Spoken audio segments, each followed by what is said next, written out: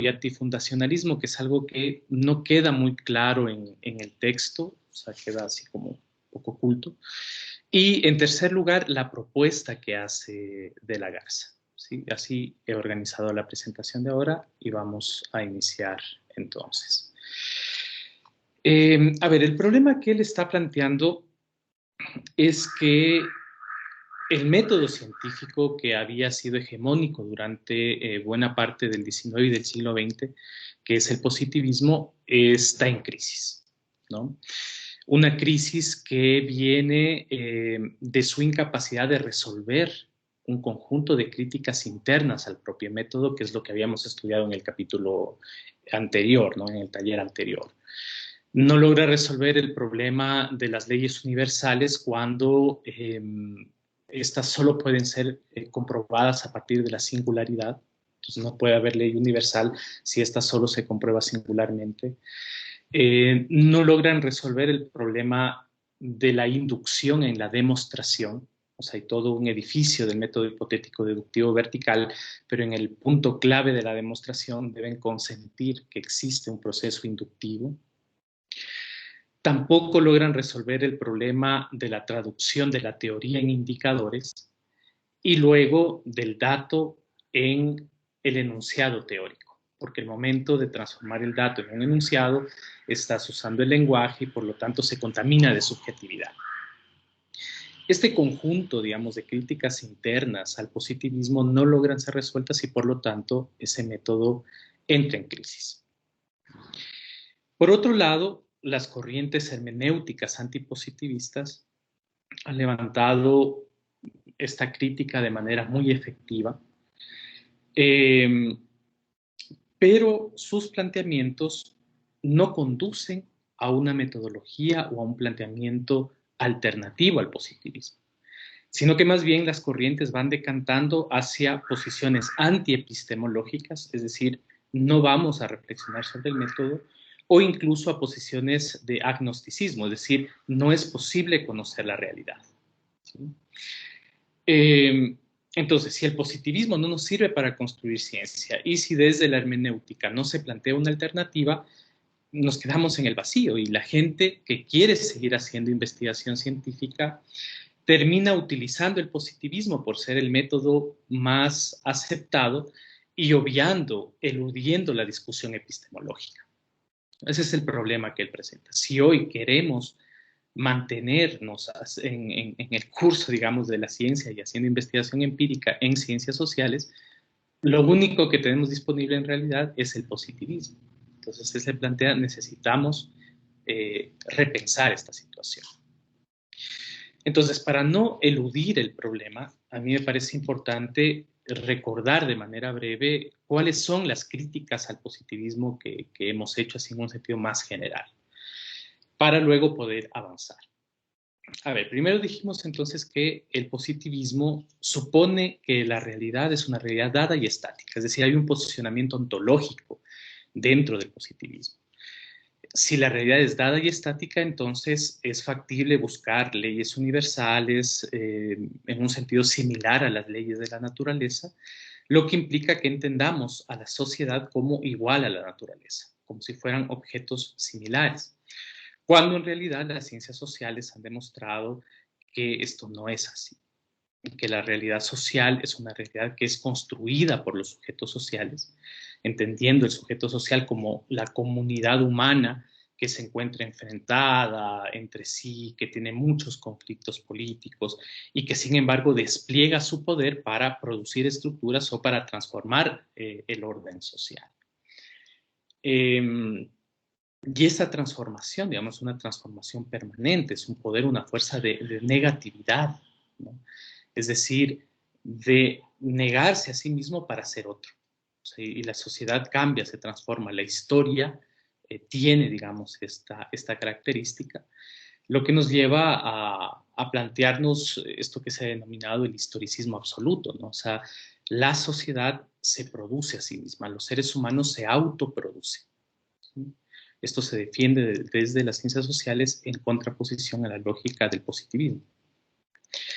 Una segunda crítica es a la idea de la objetividad como neutralidad. ¿Sí? Sabemos desde las ciencias sociales que todo conocimiento es subjetivo, porque no se trata de un acto reflejo. O sea, no es un acto mecánico como mirarte al espejo, ¿no? El conocimiento no funciona así de manera mecánica, sino que el conocimiento es siempre una elaboración, donde el sujeto está profundamente implicado desde sus intereses, desde su ideología, desde su emocionalidad. En el marco, además de una cultura y utilizando el lenguaje que resulta ser el vehículo de lo subjetivo. El sujeto no puede escindirse en una mente racional dejando de lado sus emociones, su ideología, su conciencia práctica. Entonces, un sujeto no escindido es un sujeto que va a relacionarse con el mundo siempre desde esa particularidad. Por lo tanto, no puede haber separación y no hay objetividad en el sentido de neutralidad. Una tercera crítica es suponer que el dato se recoge de la realidad como si fuera un objeto, ¿no? Como algo inmóvil, algo dado, que voy y tomo de la realidad. Los datos se construyen, ¿sí? Se construyen en el diálogo entre el investigador y el investigado. Se construyen en el diálogo, se construyen en la duda, en la autocrítica sobre mi interpretación, en la duda sobre cómo el otro está interpretando, en la repregunta, ¿sí? En la disputa por el sentido. El dato se construye. Y una cuarta crítica es la idea del positivismo de que existe un único modelo de ciencia que es el de las ciencias naturales. Pero si nosotros consideramos que el objeto de investigación sociedad y el objeto de investigación naturaleza no son iguales, entonces las ciencias sociales pueden reservarse el derecho de buscar su propio estatuto teórico-metodológico. Esto es lo que se puede contraponer esa idea de una ciencia única. Y justamente ahí está el problema, porque si las ciencias sociales necesitan buscar su propio estatuto metodológico, entonces debe producir en un sentido epistemológico y no huir al problema epistemológico, que es lo que De la Garza viene a denunciar en este capítulo, ¿no? Esa posición antiepistemológica. Estas críticas al positivismo que he condensado son, digamos, las que han estado presentes más o menos desde el siglo XVIII en las ciencias sociales, enfrentándose a esta posición positivista. Pero en el siglo XX surgen dos corrientes críticas con un enorme poder explicativo, que son las que logran definitivamente frenar la hegemonía del positivismo, ¿no? Hacia la década del 60. En primer lugar, el giro lingüístico y en segundo, la idea del saber-poder. El giro lingüístico, como ustedes saben, es dar la relevancia al lenguaje en torno de su poder de explicación de la realidad, poner en el centro al sujeto que produce, que se expresa a través de ese lenguaje. Y además, una idea sencilla, dice De la Garza, que es que el uso de lenguajes diferentes produce resultados diferentes a nivel teórico. Por otro lado, digo, la idea de saber poder, ¿no? Tanto en el sentido de Kuhn, comunidades científicas enfrentadas por el poder, como en el sentido de Foucault, toda relación humana es una relación de poder, implica que en la producción del conocimiento científico siempre se está jugando estas relaciones de dominación y emancipación, ¿sí? Y que por lo tanto no existe una pureza en la construcción, no existe objetividad, sino siempre un posicionamiento político. Quiero plantear un ejemplo breve, digamos, sobre esto para entender la complejidad del asunto. Para abordar un objeto de investigación, por ejemplo, la distribución de la riqueza en la sociedad, yo puedo abordar ese mismo problema desde dos tipos de lenguajes diferentes. O sea, puedo abordarlo desde el lenguaje de la contabilidad, por ejemplo, y desde ese lenguaje, el proceso de distribución se me aparece como algo sumamente natural, ¿sí? Como un mero ejercicio de cuantificación de cuánto la empresa paga y cuánto la empresa recibe. un simple cálculo entre esas dos variables, los costos y los ingresos, para obtener una utilidad. Y esa utilidad será la ganancia del ejercicio económico. Es decir, la distribución parece ser un ejercicio meramente técnico y despersonalizado. No interviene para nada la política, no interviene para nada conflictos sociales. Si yo miro el mismo proceso de distribución desde la perspectiva de la crítica de la economía política, desde el marxismo, y utilizo el lenguaje, las categorías del marxismo, entonces el resultado es enteramente distinto. Porque entonces el mismo proceso nos muestra que la división del trabajo y que el control de la división del trabajo por parte de los dueños del capital están marcando una relación de poder y de distribución desigual, donde la riqueza social es acumulada por el polo social que no trabaja, es decir, quienes no generan la riqueza, mientras que aquellos que trabajan y producen la riqueza reciben apenas un salario para su subsistencia. Es decir, se nos devela el mecanismo fundamental de reproducción de la desigualdad social. Es decir, un conflicto político irreductible, antagónico, que puede provocar cambios en la sociedad radicales o que demandan cambios radicales en la sociedad. Entonces, fíjense ustedes como un mismo objeto abordado desde dos lenguajes diferentes, con dos perspectivas teóricas diferentes, pueden tener resultados tan encontrados, tan disímiles. Y entonces uno se pregunta, bueno, entonces, ¿cuál es la verdad? ¿Cuál de estos dos discursos acierta en la descripción del fenómeno? Y si no hay un método científico que nos permita distinguir entre verdad y no verdad, entre ciencia y no ciencia, si el positivismo está en crisis y desde la hermenéutica no hay una propuesta alternativa, entonces es fácil caer en las ideas que configuran el vacío relativista, ¿no? Lo que llama de la Garza relativismo. Todo discurso puede ser verdad, ¿no? Si no podemos distinguir entre ciencia y no ciencia, entonces el discurso científico no tiene una jerarquía de verdad y todo podría ser verdad, incluso el sentido común. Una segunda idea es cada quien tiene su verdad. En el extremo del individualismo, cada quien puede construir su verdad sobre el mundo y no existen puentes de contacto. Nos toleramos entre nosotros, pero cada quien tiene su verdad. Y el problema de eso es que no logramos hacer acuerdos colectivos, no puede unirse la gente para luchar en un sentido común y por lo tanto quedamos condenados a la impotencia de la individualidad, el individuo frente a las estructuras completamente solo. Y una tercera idea que marca este relativismo es que no habría realidad sino únicamente discurso. Y digamos, esta posición extrema es la que conduce a ciertas corrientes relativistas en su crítica, en su afán de cuestionar al positivismo, a negar todo realismo, ¿sí? O sea, toda posibilidad de conocer efectivamente la realidad.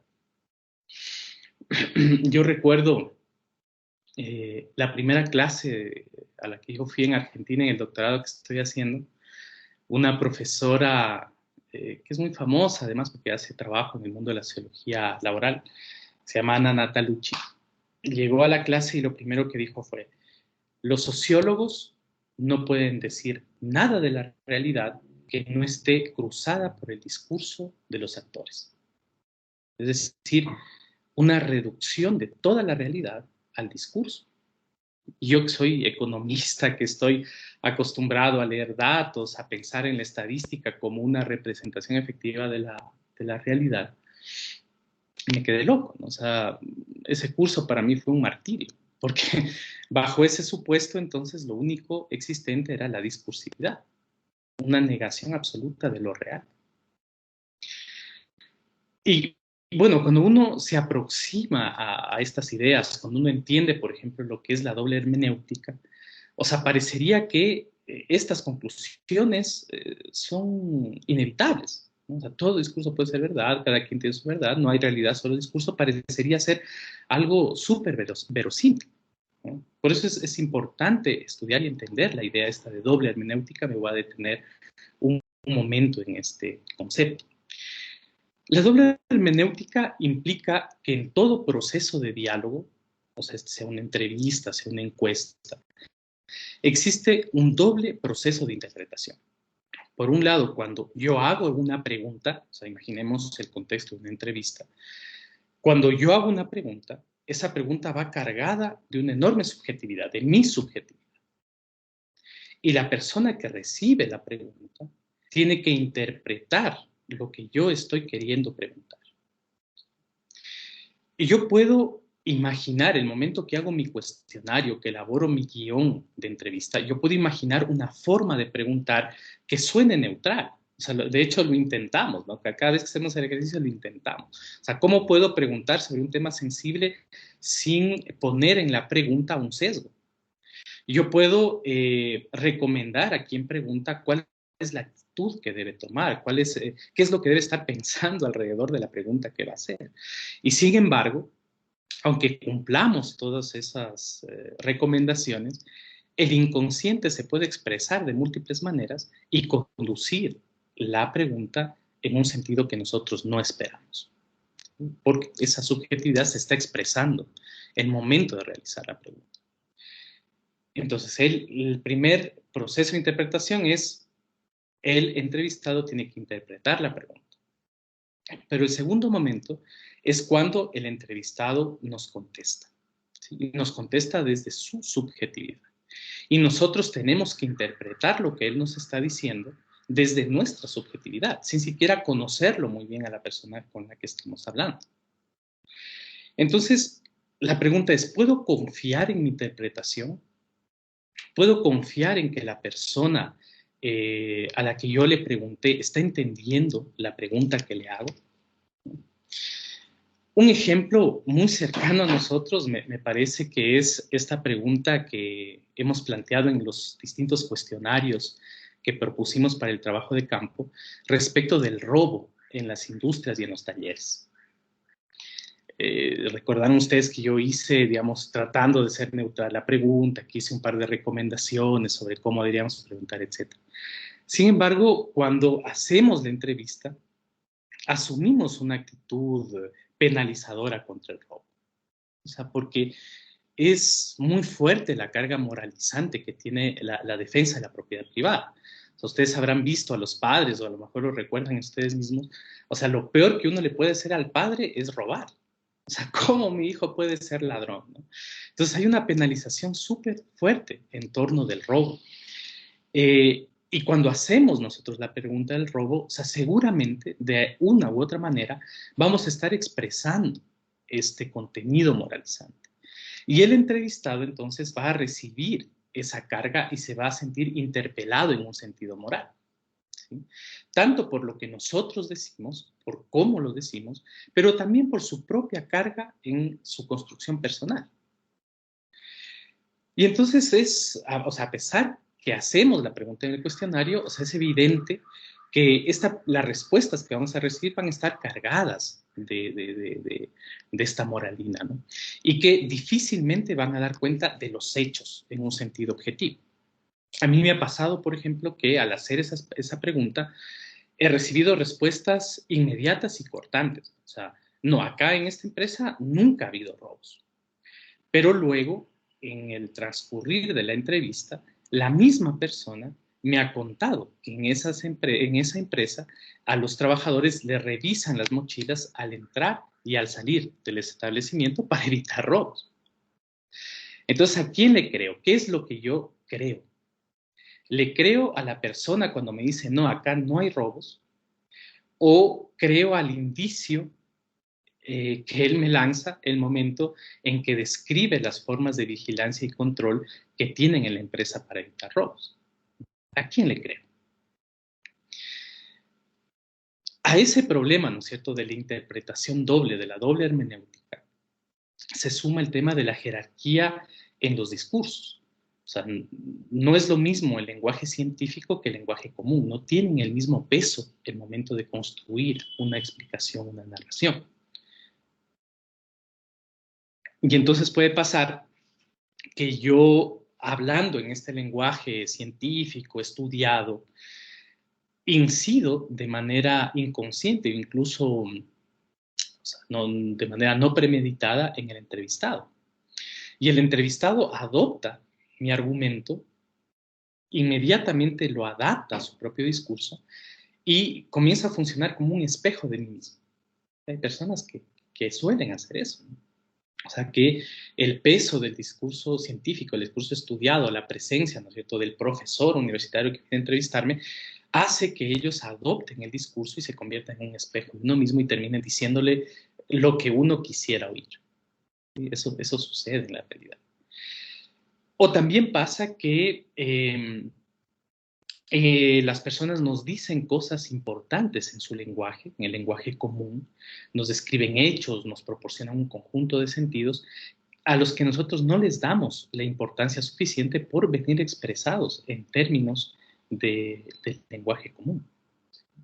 Entonces, fíjense cómo esa jerarquía en los lenguajes, esa jerarquía social del conocimiento termina también influyendo en los procesos de interpretación.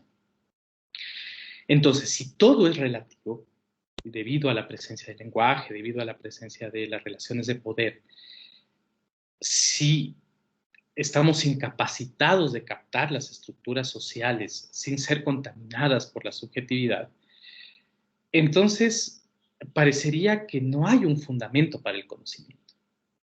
O sea, no hay un fundamento en la realidad, porque todo es discurso, es decir, caemos en el antirrealismo, o no existe un fundamento porque no hay posibilidades humanas de conocer la realidad, porque no hay fundamento teórico, no hay un fundamento metodológico, no hay un fundamento epistemológico. Y entonces caemos en el agnosticismo. No es posible conocer la realidad. Esto que acabo de formular es el sentido extremo, es la consecuencia extrema de esta forma de pensar la epistemología, en la que todo relativismo, como ustedes se dan cuenta, puede ser comprendido como un antifundacionalismo. Si todo es relativo, entonces no existen bases, no existen fundamentos, ni en la realidad ni en el conocimiento. Pero, digamos, a mí me parece, o sea, por eso es que resulta un poco complejo el texto de la Garza, ¿no? Porque él nos lleva a esta situación extrema y luego nos pide distinguir entre relativismo y antifundacionalismo cuando en algún momento nos dice son lo mismo, ¿sí? Entonces, a mí me parece que está bueno, digamos, comprender esta posición extrema, pero también está bueno hacer una distinción entre esas dos categorías, porque de la Garza finalmente termina siendo. Entonces, yo lo que les voy a proponer ahora es matizar un poco esta afirmación y tratar de ubicar cuál es la diferencia entre relativismo y antifundacionalismo. A ver, podemos decir que el relativismo tiene que ver primero con la doble hermenéutica como un problema insalvable, es decir, con el reconocimiento de que lo subjetivo va a estar interviniendo siempre en la producción del conocimiento y que no podemos evitarlo, ¿sí? Lo que implica que es muy complicado distinguir entre la existencia del ser, o sea, su existencia concreta, y la representación del ser. Son dos cosas distintas y que nos resulta difícil distinguir en el proceso de investigación. Si esto es así, no es posible definir qué es verdadero y qué es falso. Eso es lo que plantea el relativismo por un lado. Por otro lado, el relativismo nos plantea un antiestructuralismo. Es decir, no son las estructuras sociales las que determinan el mundo de lo político, el mundo de las representaciones, sino que se concentran estas corrientes en la agencia del individuo, ¿sí? Y además entienden al individuo como el sujeto, ¿no? Entonces puede haber verdades, una verdad por cada individuo, ¿sí? Eso significa el relativismo. Por otro lado, el antifundacionalismo tiene que ver con la inexistencia de garantías para el conocimiento, ¿sí? La ciencia, entonces, no tendría una función explicativa, o sea, no nos serviría para comprender, eso no es posible. Permítanme, por favor, un momentito.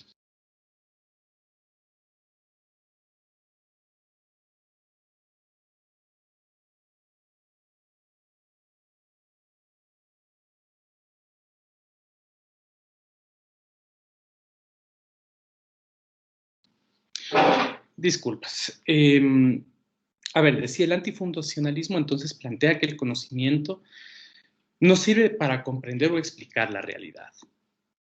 Y el único criterio, digamos, de verdad sería el éxito. O sea, obtener lo que yo estoy buscando, el cumplimiento de mi interés particular. En ese sentido, el antifundacionalismo no es un relativismo, porque tiene un criterio de verdad, que es este criterio utilitario. De la Garza distingue entonces corrientes que él denomina relativistas y otras antifundacionalistas. Entre las corrientes relativistas, que están muy vinculadas a la hermenéutica, están ciertas fenomenologías, de hecho no la fenomenología de Husserl, el posmodernismo, el constructivismo, el interaccionalismo simbólico y el textualismo. No me voy a detener en estas corrientes ni en su crítica, me parece que queda bastante claro en el texto. Y el antifundacionalismo, en cambio, estaría representado por el pragmatismo. Además que es una corriente que está muy presente en la actualidad sociológica. El pragmatismo utilitarista, ¿no? Esto, lo práctico sería aceptar como verdadero aquello que es útil para conseguir interés. Y de la Garza acá plantea dos críticas, ¿no? Si el criterio de verdad es el éxito, un primer problema es cómo definir lo que es exitoso, cuando tanto en un sentido individual como colectivo estamos cruzados por relaciones de poder. Y lo que es exitoso para mí puede ser pérdida para otra persona. Entonces, puedo definir eso solo a partir de la interpretación subjetiva y nuevamente nos encontramos en el mismo proceso, ¿cierto?, de la doble hermenéutica, la interpretación y la imposibilidad de determinar un criterio de verdad. Y en segundo lugar, él nos plantea esta cuestión de que el pragmatismo requiere para funcionar de la existencia de unos agentes maximizadores, ¿no? O sea, muy en el sentido del capitalismo liberal, ¿no? O sea, necesitamos agentes racionales que maximizan beneficios y minimizan costos y que actúan de manera casi automática en busca de esa maximización. Lo que dice de la Garza es que el agente siempre es reflexivo. O sea, inclusive en el proceso de conocer el automatismo, debió haber puesto en algún momento mucha atención y mucha reflexión para ese aprendizaje. Es lo que sucede con la conciencia práctica, ¿no? O sea, uno puede automatizar procesos productivos, ¿no? O sea, mover sus manos, generar cosas de manera casi inconsciente o preconsciente, pero sin embargo, en un momento tuvo que aprenderlo. Entonces él dice, el agente es siempre reflexivo, no podemos pensar en un agente maximizador esencialmente automático en la búsqueda del beneficio y del éxito. Entonces, esas serían, digamos, las diferencias, ¿no? Frente a esa situación, los problemas propios del positivismo, la situación extrema a la que nos lleva la hermenéutica cuando se convierte en relativismo y antifundacionalismo, es necesario plantear ciertas propuestas. A ver, es importante decir también que de la Garza suscribe las críticas al positivismo, o sea, él está de acuerdo.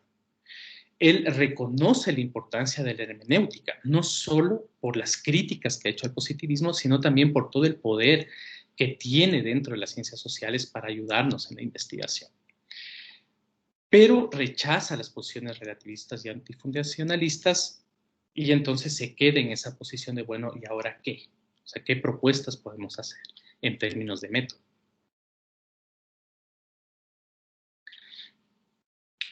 Y verán, yo quiero en este punto dejar de seguir un poco la exposición de la Garza y plantearles un ejercicio práctico en el cual podamos definir el centro de la propuesta de la Garza, que es esta idea de configuración. Les propongo definir la configuración a partir de un ejercicio hasta manual que les voy a contar ahorita, y luego poner 3 ejemplos sobre configuración para entender un poco cuál sería el funcionamiento. Y el momento en que yo voy exponiendo estos 3 ejemplos de configuración, voy a ir abordando algunos de los temas que trata de la Garza en el sentido de redefinir ontológicamente lo social, en redefinir la estructura de las teorías y el sentido del dato. Es decir, no los voy a abordar directamente estos problemas, sino los voy a abordar a través de los ejemplos que les voy a proponer. Entonces, se viene el ejercicio práctico, la configuración. Si ustedes se dan cuenta, lo que se viene cuestionando en torno de de las 2 corrientes epistemológicas principales es su estructura. En el método hipotético deductivo tenemos una estructura perfectamente vertical, donde todo se deduce de lo general a lo particular. En las corrientes relativistas hay más bien una estructura horizontal, un igualitarismo. No existe posibilidad de jerarquizar la verdad. Todas las verdades son lo mismo. Entonces, estructura vertical, estructura horizontal. De la Garza se propone una nueva estructura. ¿Sí? O sea, ¿cómo podríamos estructurar, cómo podríamos representar las estructuras sociales, su vínculo con las subjetividades, con la acción, de una manera más compleja que rompe con la lógica vertical y horizontal? Esa estructura es la configuración. Entonces, en un primer sentido, digamos, una primera aproximación intuitiva al concepto de configuración es esta más de carácter espacial, ¿sí? Más de forma, si ustedes quieren. Y entonces la configuración tiene la forma de una banda de Möbius. ¿Sí? No sé si ustedes la conozcan o no, pero lo que yo quiero proponerles es que hagamos una banda de Möbius. ¿Sí? Para eso necesitamos una hojita de papel. No sé si se puede ver. Una hojita de papel. Necesitamos algo con que pegar, una cinta adhesiva, una grapa o un poco de goma. Y yo les pido que me ayuden haciendo este ejercicio en sus casas. ¿Sí? Démonos un minutito para conseguir la hoja de papel, para conseguir una cinta adhesiva, una goma. Bueno, necesitamos un esfero también. Y los espero un minuto para empezar con el ejercicio. ¿Les parece? ¿Hay alguien ahí?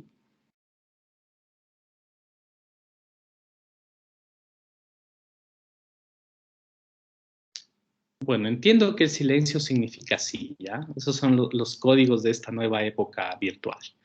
Entonces, le esperamos un minutito más, un medio minuto más, y hacemos el ejercicio de construir una banda de Möbius.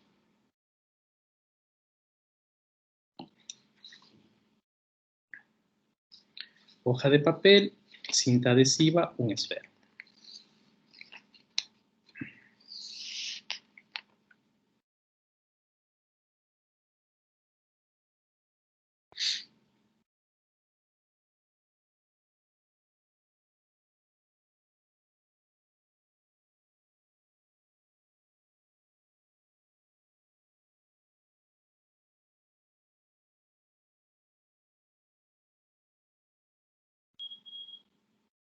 Bueno, yo creo que podemos empezar. Entonces, miren, lo que vamos a hacer es doblar un extremo de la hoja, así en sentido horizontal. Me parece que se ve. Y voy a cortar esta parte de la hoja, ¿no? Para hacer como una especie de cinta, es decir, una partecita más delgada de la hoja. Les pido por favor que lo vayan haciendo también en sus casas.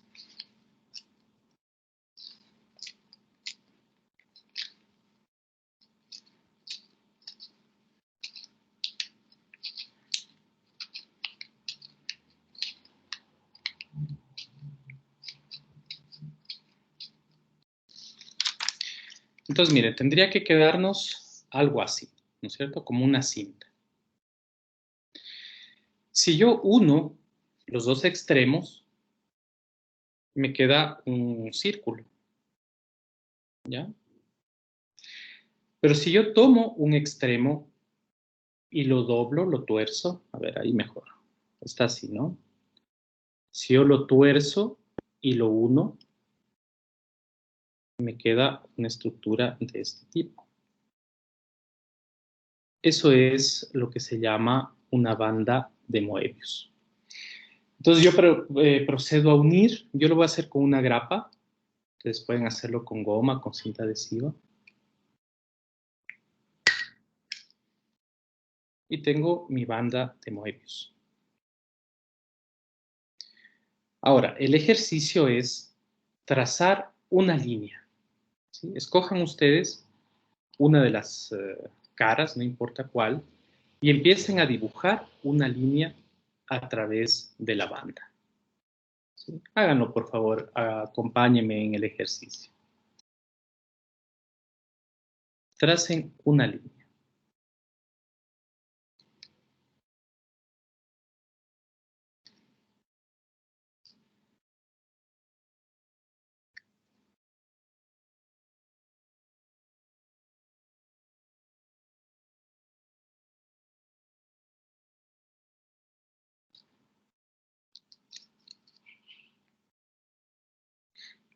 Bueno, ¿qué es lo que sucede al trazar una línea a lo largo de la banda de Moebius? ¿Alguien me puede ayudar?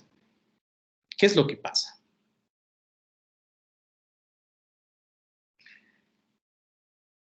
¿Alguien lo hizo o estoy hablando como loco aquí, haciendo como loco las cosas? Yo sí lo estoy haciendo, pero la verdad es que logro distinguir lo que se va formando mientras se forma, o sea, mientras dibujé la línea.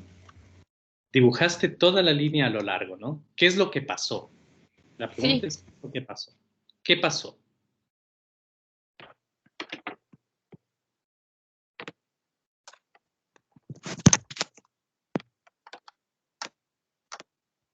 A ver, ¿alguien más? Tal vez, Michael, ¿tú lo estabas haciendo? ¿Qué fue lo que pasó? A ver, Juan Esteban, Juan, ¿qué fue lo que pasó? Sí, lo que pasó es que ya al dar la primera vuelta, obviamente termina en la parte contraria, entonces la línea no continuaría. Entonces necesitas el doble de esfuerzo, o digamos, una línea con otra vuelta para llegar al mismo punto. Claro, o sea, la idea es que al trazar la línea, tú llegas al mismo punto. Ujú. Sí, esa es la idea. Entonces, no importa por qué lado tú empieces a escribir, siempre vas a llegar al punto donde iniciaste, ¿ya? Porque en la banda de Moebius no hay un adentro y un afuera. Expresa una relación de entera interioridad. Sí, esa es la idea, ¿no? O sea, la banda de Moebius es una figura geométrica que ha sido muy estudiada, que tiene muchas propiedades, ¿no? O sea, se ha estudiado desde la geometría, desde la física. También ha servido para representar las distintas tópicas freudianas, ¿no? O sea, cómo se relaciona el yo, el ello, el super yo en las distintas típicas tópicas freudianas, y por eso este signo es un signo que ustedes pueden encontrar muy comúnmente relacionado a la psicología. Y entonces, bueno, vamos a estudiar apenas tres propiedades para definir lo que es una configuración. Lo que decía es, la banda de Moebius representa en términos físicos lo que significa una configuración. Entonces, en primer lugar, una configuración es una relación de interioridad, ¿no? Donde no hay adentro y no hay afuera, que es lo que acabamos de demostrar en el momento de trazar la línea a lo largo de esta estructura. No hay adentro ni afuera. ¿Sí? Eso significa que los aspectos que conforman una configuración no están separados, no tienen una relación de externalidad entre ellos, sino que es una relación interna. Eh, Esto también nos permite pensar en que esta estructura no está conformada por partes, ¿sí? No hay partes dentro de una configuración, lo que hay es aspectos de un todo, ¿ya? Y para ejemplificar esto, pensemos, por ejemplo, en lo social. ¿Sí? ¿Qué es lo social? A nosotros nos acostumbran a pensar lo social de manera parcializada, lo económico, lo político, lo cultural, lo social inclusive como una categoría aparte, ¿no?, de sí mismo. Pero esa solo es la división, el parcelamiento disciplinario que la ciencia moderna hizo de lo social. En realidad, lo social ya como fenómeno concreto, lógico, no está separado. Al mismo tiempo está funcionando lo social y lo político. Juan, ¿me ayudas tu micrófono, por favor? Gracias. Entonces, cuando yo observo lo social, yo lo que miro es aspectos de un todo. Cuando yo miro lo económico, estoy mirando lo social, solo que lo estoy mirando desde una perspectiva, desde un lugar particular. Cuando yo miro la cultura o lo cultural, yo estoy mirando al mismo objeto social, solo que desde otra perspectiva, desde otro lugar. Y cuando miro lo político, estoy mirando lo social, ¿sí? Esa es la idea de relación de internalidad y de no separación entre los distintos aspectos que conforman el todo. Entonces, una configuración tiene ese sentido. Además, la configuración, a ver, espérenme un momento, tenía aquí, bueno, el dibujito por si no lo hicieron, y aquí están las características, ¿no? En segundo lugar, otra característica de la configuración es que establece vínculos correlacionales. Es decir, los distintos aspectos de una configuración no se relacionan como continuidad, es decir, no hay un antes y un después, ¿sí? No es concebible la idea de que lo económico determina lo político, ¿sí?, como un antes o un después. Pero tampoco es una relación de ida y vuelta la configuración. O sea, no es que lo económico determina lo político y lo político determina lo económico. La idea es la correlación, es decir, todos los aspectos de un todo están funcionando, están actuando de manera sincrónica, al mismo tiempo, ¿ya? Entonces es un vínculo correlacional. Cuando yo practico, cuando yo activo, al mismo tiempo estoy generando sentido. Y cuando yo genero sentido, inmediatamente puedo estar en la práctica, al mismo tiempo. Es una relación sincrónica, no separada. Y luego, en tercer lugar, la configuración no es transparente. Presenta oscuridades, presenta contradicciones, discontinuidades, porque a lo interno existen relaciones de fuerza, relaciones de poder. La configuración no tiene una jerarquía, ¿sí?, dada de antemano. Pero el momento de la sincronía, o sea, el momento donde actúan todos sus aspectos al mismo tiempo, puede generarse alguna forma de jerarquización donde una de esas fuerzas se impone a las otras. Esas son las tres características que me interesan de la configuración para definirla y ahora clarificarla a partir de algunos ejemplos. El primer ejemplo que quiero proponer es el de lo subjetivo. ¿Sí? Ojo que no digo la subjetividad, digo lo subjetivo, porque en este caso me estoy refiriendo al mundo interno del particular, ¿sí?, o sea, del individuo. ¿Cómo podemos entender esta vida interna? Formada por distintos aspectos. Les propongo lo que está en la pantalla. Lo subjetivo estaría compuesto por la conciencia, es decir, el más alto grado de conciencia, que son las cogniciones, la reflexión, la moralidad. Luego, el sentido común, ¿sí? Uno puede decir las ideologías, estas ideas que aceptamos sin ser verificadas en la práctica, las formas de razonamiento cotidiano como la generalización, la inversión causa-efecto, el sentido común, una forma de pensamiento que implica un menor grado de atención que la plena conciencia. Luego, lo subjetivo estaría integrado por la conciencia práctica, es decir, esos aprendizajes del cuerpo que se vuelven automáticos. O sea, por ejemplo, yo estudio el sector textil, ¿no? Entonces yo miro cómo las costureras hacen un conjunto de movimientos sumamente complejos, pero súper rápido. ¿no? O sea, ellas ya no piensan en el movimiento que están haciendo, simplemente lo hacen y lo hacen y lo hacen. O sea, es una actividad ya automática, rutinaria, ¿no? A eso me refiero con conciencia práctica. Pero si ustedes se dan cuenta, esos aprendizajes del cuerpo vinculados al trabajo también tienen su expresión en las relaciones sociales.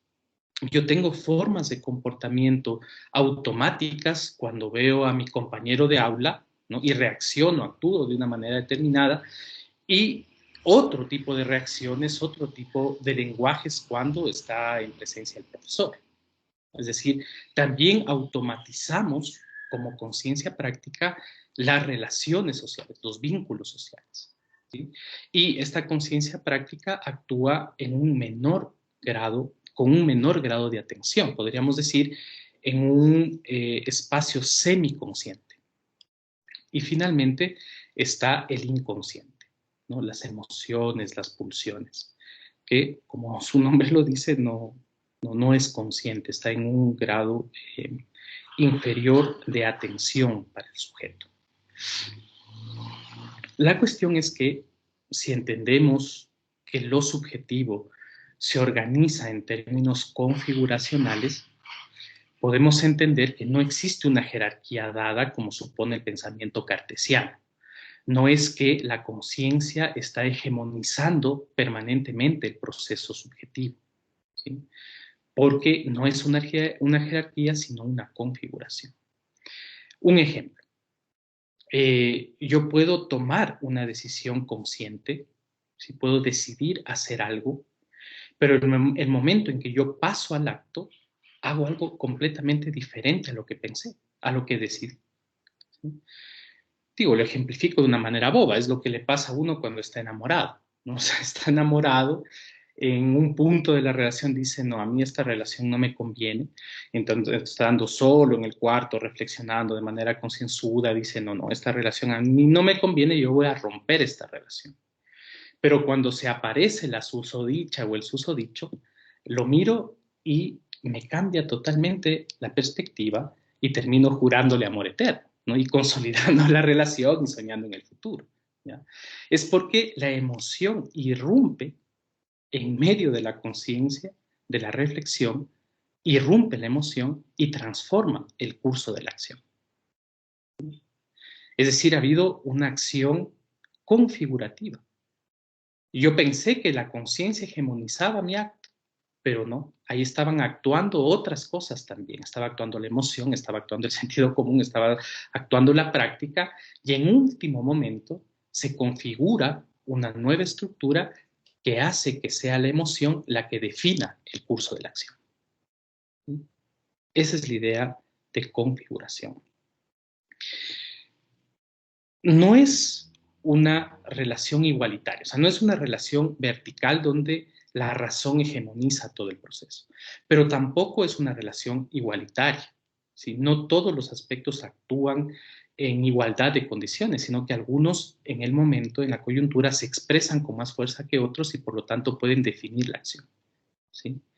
O sea, en el ejemplo bobo que les hacía, o sea, puede ser que la reflexión efectivamente termine hegemonizando el proceso y generando coherencia entre lo que pensé y lo que hice.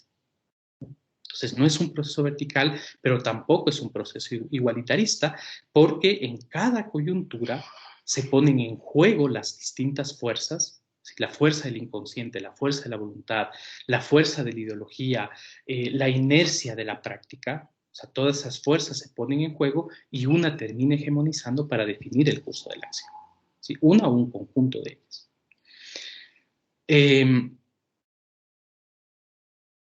Entonces, esa jerarquía, digo, no es estable. O sea, esa jerarquía se construye en cada circunstancia e incluso circunstancias similares pueden obtener respuestas subjetivas diferentes si se producen en momentos distintos. Lo que muestra, o sea, efectivamente, lo que decíamos, que la configuración no siempre es transparente, no siempre es lineal, es contradictoria, es oscura, es discontinua. Si pensamos de esta manera la subjetividad individual, también podríamos pensar la subjetividad colectiva como una configuración donde existen muchos agentes en contacto entre sí, ¿no? Generando canales de comunicación simbólica, emotiva, donde algunos agentes tienen mucho más poder que otros, ¿no? Podemos pensar en los medios de comunicación, en esas mareas de opinión que suelen circular en las redes sociales y que presionan las decisiones de las subjetividades individuales y conducen cursos de acción hacia determinados lugares. Inclusive podemos pensar, ¿no?, en situaciones donde estas fuerzas de los medios de comunicación, de las mareas virtuales, organizan de manera frecuente y consistente las subjetividades individuales y presionan cursos de acción preestablecidos a partir de la manipulación ideológica, la manipulación emocional, ¿no? Es un juego de fuerzas configuracional. Un segundo ejemplo que quisiera plantear es la estructura de lo social, pensado en esta clave tan propia de la sociología que es la relación agencia-estructura. Esto lo plantea De la Garza en el texto, ¿no? Él define las estructuras como estas prácticas sociales que en su recurrencia terminan solidificadas, institucionadas, objetivadas, que son vistas desde los sujetos como independientes, ¿sí?, que producen presiones y límites, es decir, determinan los cursos de acción de los agentes particulares, ¿no? Es decir, una fuerza estructural. Por otro lado, una subjetividad colectiva, como decía hace un momento, la interacción con muchos en el marco de la cultura, pero cruzados también por relaciones de poder, que determinan también las formas de pensar y las formas de actuar de los particulares. Una subjetividad particular, ¿sí?, donde cada individuo tiene sus emociones, sus ideologías, su historia personal, su conciencia práctica, que configuran una voluntad. Si nosotros pensamos la interacción configuracional entre determinación estructural, presiones de la subjetividad colectiva y la propia abolición, o sea, la voluntad particular, podemos entender que en distintas coyunturas pueden generarse distintas jerarquías y conducir distintos cursos de acción, ¿ya?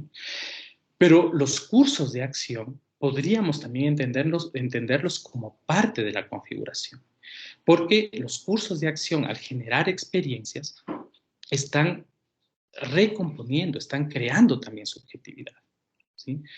La experiencia implica nuevas cogniciones, implica la construcción de afectos, implica traumas, ¿no?, que reconfiguran la subjetividad particular, la subjetividad colectiva.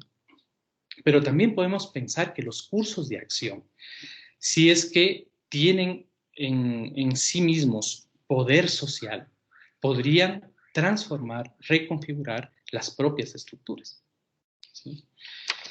¿Qué significa en este sentido poder social? Poder social significa, por un lado, un alto grado de reflexividad de los actores, ¿sí?, para poder sobreponerse a la mera ideología, sobreponerse al sentido común, para construir autoconciencia. Pero por otro lado, poder social significa un alto grado de agregación social.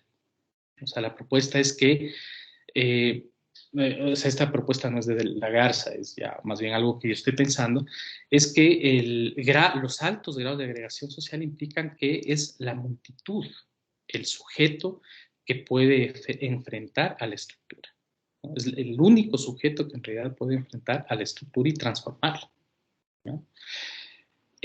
Porque la idea de pensar al individuo como sujeto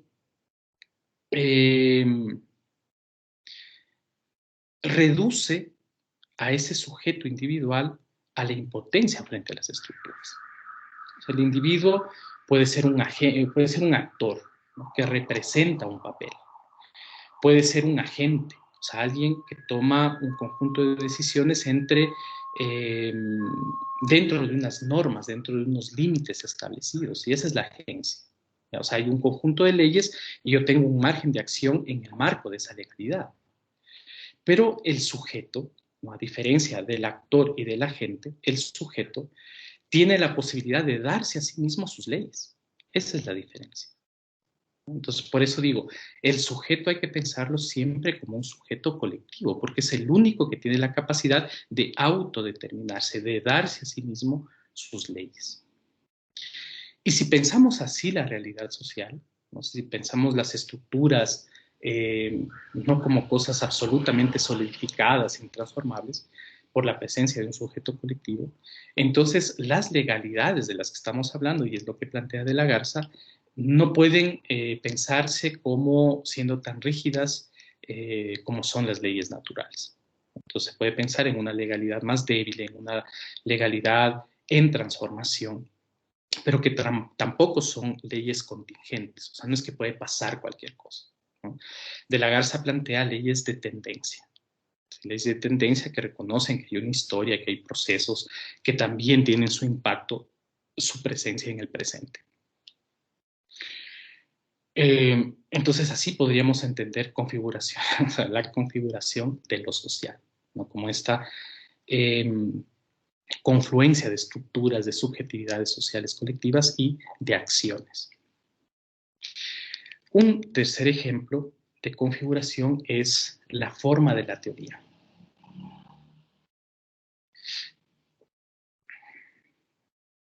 Uno podría pensar la teoría como un conjunto de conceptos, dice De la Garza, ¿no? Algunos que están más trabajados, que son más complejos.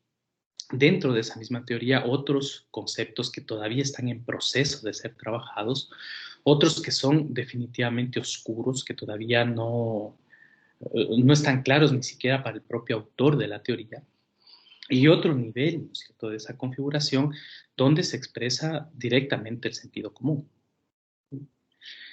Estos aspectos, ¿no es cierto?, de la teoría podrían estar articulados, dice La Garza, por la lógica clásica deductiva. O sea, puede haber operaciones deductivas, puede haber operaciones inductivas en los vínculos que se generan entre esos aspectos, y además pueden formar estructura las propias formas del sentido común. La universalización, la generalización, la naturalización, inversión causa-efecto, el tomar una cosa por otra. Es decir, la configuración admite toda esa complejidad. En esa configuración también hay un campo de fuerzas, ¿no? Ese campo de fuerzas está dado por las jerarquías del conocimiento científico frente al conocimiento del lenguaje común. Está dado ese campo de fuerzas también por los conflictos económicos sociales que esa teoría está topando. Hay una jerarquía, hay una lucha de fuerzas en la Constitución. Y en ese sentido, o sea, esta estructura compleja de la teoría debería entenderse como un proceso de construcción y reconstrucción permanente. O sea, no podemos hablar de una teoría dada de una vez para siempre que expresa absolutamente la verdad, sino de procesos que se van aproximando a una representación adecuada de la realidad, porque además la propia realidad se encuentra en un cambio permanente. Entonces, construcción, reconstrucción de configuraciones teóricas. Esa es la propuesta de la Garza, ¿no? Que se entienden como procesos de explicación-comprensión. O sea, él insiste mucho en este vínculo, comprensión-explicación. Insiste en eso porque para comprender yo necesito verbalizar, yo necesito conversar, yo necesito el diálogo, ¿sí? Porque el lenguaje es el vehículo para la comprensión, ¿sí? Yo necesito interpretar, necesito negociar sentidos, necesito contrastar lo que se dice, o sea, lo que está verbalizado, con aquello no verbal que puedo observar, o sea, los actos de la persona que yo estoy entrevistando, sus actitudes frente a determinados problemas, su gestualidad, ¿ya? Los hechos que puedo verificar al triangular dentro de mi investigación. O sea, debo contrastar la discursividad también con esta parte no verbal, y al hacerlo, al contrastar, yo estoy construyendo una explicación de las cosas que me permiten comprender la realidad, ¿sí? Explicación porque lo estoy verbalizando, lo estoy dialogando. Entonces yo armo una explicación para comprender, y esa explicación que armo considera el vínculo entre las estructuras, las subjetividades y los actos. Eso es lo que propone de la Garza. Y genero esa explicación no para buscar la coherencia interna entre estructura, subjetividad y acto, sino para buscar cuáles son los espacios de acción concreta del sujeto en una coyuntura determinada. ¿Sí? Es decir, que en últimas hay una intencionalidad política en la explicación que yo hago. ¿Cuáles son los espacios de acción del sujeto? Eso es lo que estoy pensando finalmente. Ahora, este vínculo entre estructura, subjetividades y acción no solo debe ser establecido como un discurso veraz, sino que también tiene que ser demostrado empíricamente. Y ahí es cuando entra a jugar un papel fundamental el dato. Un dato, ¿no es cierto?, que se puede convertir en una prueba para una idea. ¿Sí? La idea es mi explicación. Y bueno, ahí es importante recalcar, el dato no se recoge de la realidad, el dato no es un objeto, no es una cosa, el dato se construye en el diálogo, ¿sí? En el diálogo entre el investigador y el investigado, donde se da procesos de negociación, donde se da procesos de imposición incluso del sentido. ¿Sí? Pero la interpretación que yo hago del dato, o sea, la forma como yo interpreto esta construcción, no es antojadiza, no es arbitraria. O sea, tiene que estar reglada al menos por dos dimensiones. Primero, por el vínculo con consensos sociales sobre el significado de lo que yo estoy observando. Vínculo con los consensos sociales sobre lo que estoy observando, sobre el significado de lo que yo observo. Yo puedo mirar, por ejemplo, a un cobrador de bus que hace este gesto y le da un billete a un policía de tránsito.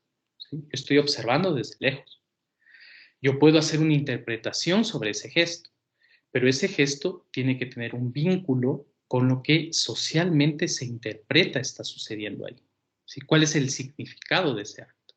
Se está haciendo una coima, ¿no? Porque socialmente tengo ese respaldo social de lo que se entiende del acto que observo. Pero por otro lado, la interpretación que yo hago de mi observación, de lo que estoy viendo, tiene que estar contrastada con la realidad. Y existe, o sea, porque yo puedo mirar el acto, ¿no? Le pasa el billetito, eso es una coima. Socialmente se entiende que eso es una coima, pero yo además debo verificar eso. ¿Sí? Debo comprobarlo, debo contrastarlo con la realidad y hay un conjunto de métodos de lo que llamamos la triangulación. ¿Sí? O sea, yo tengo una observación que es mía, pero yo puedo preguntarle al cobrador, ¿qué hiciste? ¿No? Y él me da un dato que corrobora mi observación. Y yo puedo preguntar a un vecino del lugar, mire, es cotidiano, es usual que aquí se den coimas, y me puede decir sí. Entonces yo tengo tres fuentes que corroboran, que verifican mi observación y el significado de lo que yo estoy observando. Entonces, vínculo con los consensos sociales y verificación, contraste de la realidad. Esta posibilidad, digamos, esta necesidad de contrastar y de vincular con los consensos sociales nos lleva a pensar, ¿no es cierto?, en el dato, con esta figura bonita que hace de la Garza del dato como dos caras, ¿no? Una cara que da hacia la teoría, hacia lo que yo estoy pensando, a lo que yo estoy interpretando, y otra cara que da a la realidad. ¿Sí? Estas dos caras del dato, hacia la teoría y hacia la realidad, es lo que a mí me permite pensar que yo puedo hacer ciencia, que yo puedo generar conocimiento verdadero, o al menos que se aproxima a la verdad, sin resolver el problema de la doble hermenéutica y más bien aceptándolo como parte del proceso de conocimiento. O sea, la subjetividad va a estar siempre implicada y por lo tanto necesitamos encontrar mecanismos, formas de producir ciencia en ese contexto. Eso, compañeros, compañeras, yo lo dejo ahí.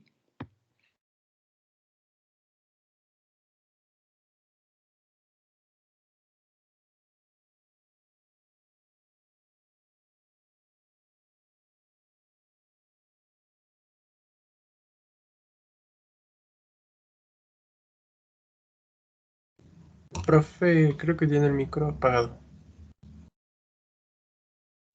Sí, les decía que me equivoqué y aplasté el botón errado y por eso me salí, ¿no? Entonces, bueno, ahí acabé yo mi exposición y más bien doy paso a las dudas, las inquietudes que puedan surgir a partir de lo planteado y de la lectura que hayan tenido.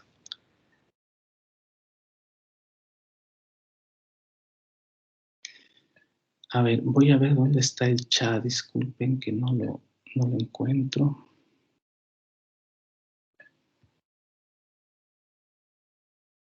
Ok. Ya, no hay preguntas en el chat. Si quieren, digamos, preguntar algo, comentar, este es el momento. Profe, yo tenía una pregunta con respecto al documental. No sé si la puedo plantear en este momento o después. Disculpa, no se escuchó bien lo que dijiste. A ver, ¿ahí me escucha mejor? Sí, a ver, repítelo, por favor. Yo tengo una pregunta con respecto a los cuestionarios. No sé si la puedo plantear en este momento o luego. Verás, veamos si alguien quiere preguntar algo sobre el texto. Dale, y luego, si no hay preguntas, pues resolvemos tu duda, Angie. ¿Te parece? Sí, Ya, tenemos un ratito. A ver, entonces, ¿alguien quisiera decir algo sobre el texto?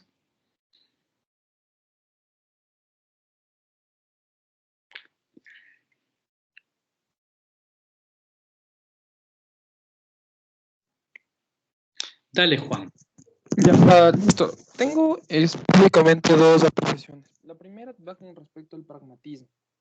No sé, tal vez yo hice más bien una abstracción un ejercicio de abstracción con respecto a una teoría o más bien a una aplicación del pragmatismo que podría ser el fascismo que está rondando aquí en América Latina. No sé si podría hacerse también ese análisis porque me di cuenta de lo afín que es esta forma del relativismo, dando pie a que hayan como que doctrinas menos cimentadas en algo científico y en algo formal. Claro que no desde un aspecto solo positivista, sino tal vez desde otros panoramas o desde otras alternativas. Entonces, claro, el pensamiento se convierte bastante utilitarista, o sea, en, en cuanto se pueda demostrar la utilidad de una teoría o al menos de una política, me imagino, que es ya lo más micro, ah, entre más útil sea para los grupos de poder al menos, se puede llegar a una realización de ese punto por también cómo, cómo lo plantean subjetivamente en los discursos. Mm, Entonces, me parece esa parte en la que el discurso se transforma en algo tan aplicable en la sociedad por medio de esta simplicidad epistemológica. claro, claro. Y, o sea, se podría decir también por la presencia de las redes, ¿no? O sea, la imposibilidad de la Ujú. verificación del pensamiento. O sea, es lo que pasa con el marketing político, ¿no? O sea, ponte toda esta visión pragmática está detrás de esa politología que sostiene que la política y la democracia no es más que un mercado de vender candidatos, o sea, cada 4 años, cada 5 años, ¿sí? O sea, la misma profesora que les contaba en la exposición que planteaba esto de que la realidad es solo discurso, o sea, lo sostenía en toda su práctica política. O sea, lo realmente verdadero es aquello que necesitamos que las masas crean en una coyuntura determinada. Y efectivamente eso es lo que planteaba Goebbels, ¿no? O sea, está muy vinculado en ese sentido a la política propia del fascismo y a los fascismos que vemos ahora. O sea, se puede decir cualquier cosa, eh, que hay gente que lo va a creer. O sea, fíjate que incluso hay ciertos usos de la ciencia para posicionar discursos fascistoides, ¿no? O sea, salvando diferencias y haciendo distancias entre distintos autores, las neurociencias, no sé si ustedes han escuchado de esta comprensión del cerebro a partir de las técnicas de encefalogramas, de una comprensión biologicista, o sea, tiende hacia eso, o sea, tiende a eliminar el libre albedrío, las decisiones morales y poner todo en conexiones neuronales y en factores biológicos y genéticos, ¿no? O sea, y eso está sumamente presente en nuestra sociedad y en el marco de estos estudios sobre la psicología y las subjetividades. O sea, las neurociencias tienen ciertas vertientes que son sumamente peligrosas para las ciencias sociales, que son sumamente peligrosas para la vida en sociedad, diría yo, ¿no? Entonces, y claro, y el tema es que detrás de eso está mucho el utilitarismo, o sea, el uso en función del éxito de una política determinada, de una comprensión determinada de la realidad para apoyar una política determinada, efectivamente, ¿no? Eso es el pragmatismo. Ya. Claro, y la otra precisión que tengo era sobre esta diferenciación y al menos la categorización de lo ontológico y lo fenomenológico, que obviamente, o sea, el autor de la Garza no excluye que, por ejemplo, la fenomenología de Husserl, algo, Husserl. Husserl, no está en contra totalmente de esto, pero, o sea, de alguna forma la ontología reduce, la ontología en el relativismo reduce o sea, reduce las cosas a dos tipos de discursos, a un discurso que es extremo, en donde ya se dice, se rechaza absolutamente toda positividad, y otro en la cual se rechaza lo que no sea útil con respecto al lenguaje y al poder. Uh-huh. Y en cuanto a la fenomenología, no le logré apreciar tanto esa explicación como que hace con la ontología, entonces no sabría cómo en este aspecto filosófico de más la fenomenología podría ser la apreciación de la Garza, si no solo lo menciono un poco. Sí, sí, claro, o sea, él no profundiza tanto en las corrientes, ¿no? Pero podemos decir algo al respecto. O sea, la fenomenología es una corriente de pensamiento que supone que el objeto privilegiado de la investigación es la propia conciencia, ¿no? O sea, el ejercicio fenomenológico es desprenderse de la realidad, ¿no? O sea, hacer ese ejercicio de separación de lo que está fuera del sujeto para investigar la conciencia. Sí, esa es un poco la idea del arjé fenomenológico, ¿no? Eh, y entonces, claro, eso significa, en algún sentido, relativizar lo real, relativizar lo que está fuera. Pero, como plantea De la Garza, o sea, Husserl propone un método. O sea, propone un método específico para el conocimiento de la conciencia. Y eso lo diferencia de las posiciones que estamos estudiando y serán solo otras corrientes fenomenológicas posteriores a Husserl los que terminen cayendo, digamos, en lo que se está criticando dentro del texto. O sea, es decir, Husserl propone, ¿no? Propone una metodología de conocimiento de la conciencia y por lo tanto de producción. Y bueno, y la fenomenología como una corriente de pensamiento ha sido fundamental en el siglo XX para las ciencias sociales, ¿no? Precisamente para esta complejización. O sea, de la fenomenología se deriva todas las corrientes hermenéuticas. Bueno, hay una historia anterior a la fenomenología, pero digamos, al menos lo contemporáneo, implica una incidencia de la fenomenología en todas las corrientes hermenéuticas interpretativas. O sea, esa diferencia también me parece que es importante. O sea, De la Garza habla de la hermenéutica en un sentido positivo.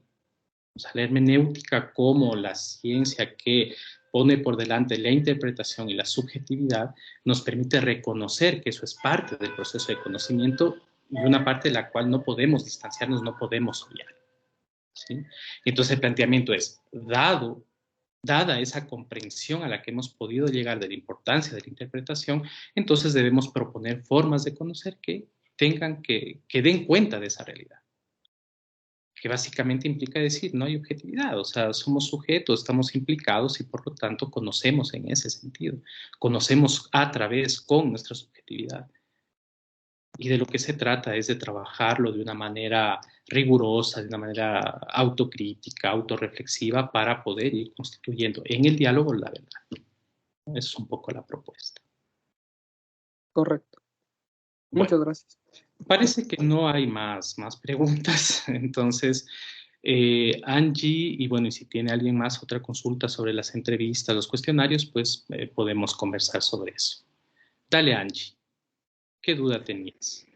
A ver, lo que pasa es que en una de las entrevistas realizadas sobre historia de vida no pude conversar tiempo especificado dentro del cuestionario. Entonces únicamente se llegó hasta máximo, creo, unas 2 horas tal vez, pero se recabó toda la información requerida. Entonces me preguntaba si hay algún problema en este sentido o tengo que volver a realizar la entrevista. No, Angie, mira, los tiempos que nosotros pusimos son tiempos referenciales, porque los cuestionarios que hemos aplicado ya los hemos aplicado varias veces, entonces tenemos más o menos una idea de cuánto dura, pero son referenciales. Claro, digamos, 2 horas, uno sí podría pensar que es muy poco tiempo. Eh, Habría que evaluar un poco la calidad de la entrevista, eso lo haremos luego. Pero bueno, hay gente que habla muy poco. No sé si ese es el caso con el que tú te encontraste, ¿no? Sí, Persona- justamente lo que pasa es que me tocaba como que intentar dentro de las preguntas añadir otras y otras y otras. Entonces era una conversación que digamos se torció, no sé si decirlo así, pero forzosa para la otra persona porque hablaba muy poquito. Claro, Entonces yo tenía, entonces era como que hablaba más o intentaba contestarle poniéndole ejemplos, pero hablaba muy poquito. claro. Sí, no, bueno, yo he tenido también esos casos, Angie, no te preocupes. Yo conversaré también con Tomás para tomar en cuenta esto que tú nos cuentas. Eh, sí, o sea, quizás ahí habría que evaluar, o sea, cuán predispuesta la persona estaba a dar la entrevista, o si más bien es ya parte de su carácter, de su forma de ser. O sea, si es parte de su carácter, esa falta de expresividad, digamos, no, realmente no es un problema, ¿no? O sea, a veces cuando uno forza la entrevista, es recomendable, o sea, cuando no hay muy buena voluntad de la otra persona de dar la entrevista, es preferible no hacer la entrevista, ¿no? Eso, a eso me refiero. Pero si ya, digamos, hay la voluntad y todo está bien y de pronto te encuentras con una realidad de este estilo, pues ya no es tu culpa, ¿no? O sea, y simplemente la historia de vida está dada y la evaluamos desde ahí, ¿sí? Listo, muchísimas gracias. Solo Chévere. eso era. Ya, Anchi, ok. Bueno, ¿alguna otra inquietud, compas, sobre la entrevista, sobre los trabajos, sobre el trabajo que están desarrollando, algo más que se pueda solventar? Ya, profe, yo tengo una pregunta. Claro, Christopher, dime. Las transcripciones, en cuanto tiene que ver con las transcripciones. Las transcripciones, tanto de la semiestructurada como de la historia de vida, ¿se hacen iguales o no? ¿O cómo se hacen las transcripciones? No, las transcripciones son igual en los dos casos, ¿sí? Siguiendo las reglas que establecimos en ese instructivo que nos permite homogenizar eh, la forma como se hace, ¿no? O sea, siempre que tú respetes esas normas, no hay ningún problema, ¿no? ¿Qué tal está funcionando el programa, el Word 385? No, lo estoy transcribiendo a mano, no ¿Así? sirve para nada, está muy difícil. Y en cambio, imagínense, hoy terminé una sesión, la segunda sesión con la trabajadora textil, y la primera sesión la hice de 1 hora 50. Entonces no llevo ni 40 minutos. Ya, ya. Eh, ¿Y tú le estás dictando el programa o le estás poniendo el audio? Le intenté poner el audio y no le cachó nada. O sea, Sí, no, sí, no. y el dictar no le hice porque no tengo audífonos y no tengo micrófono, entonces lo estoy haciendo a mano. Ah, chuta, qué pena, Christopher, porque sabes que otros compas, otras compañeras que hacen dictado, o sea, me dicen que realmente es, pero excepcional, ¿no? O sea, súper, súper bueno, está funcionando re bien el programa. O sea, de pronto si puedes pedir prestado una compu o algo así, te va a resultar mucho más fácil hacer la transcripción dictando. O sea, poner el audio no funciona tanto, pero hacer el dictado, escuchar y hacer el dictado dicen que es pero espectacular. O sea, yo lo probé también, me quedé sorprendido, ¿no? Y la experiencia de los otros compas es muy buena. De pronto, Christopher, si puedes hacer algo así, te vas a ahorrar un montón de trabajo. Ya, pero Si profe, de pronto sirve de algo, En lo personal, a mí el dictado de Word no es tan preciso como el Docs de Google. Entonces podrías abrirte el Docs de Google, en documento en la nube, y ahí puedes también hacer los dictados y me parece que es un poco más preciso De hecho, como Juan, te lee. recomendamos el Word 385, el que tenemos en nuestras cuentas institucionales. Ese, Ah, ese es el mejor, es de que lo haces en línea también, ¿no? O sea, ese dictado es súper, súper bueno. Ajá, ese es el que recomendamos en el instructivo. buenas. Ujú. Bueno, compas, si no hay otra inquietud, entonces podemos ir cerrando. Ya, de todas maneras, cualquier duda nos la pueden hacer tanto a Tomás como a mí en cualquier momento, ¿no? Listo, profe. Muchísimas gracias. Bueno, que pasen bien, entonces nos estamos viendo. Hasta luego. Cuídense Hasta luego, mucho. profe. Hasta luego, gracias.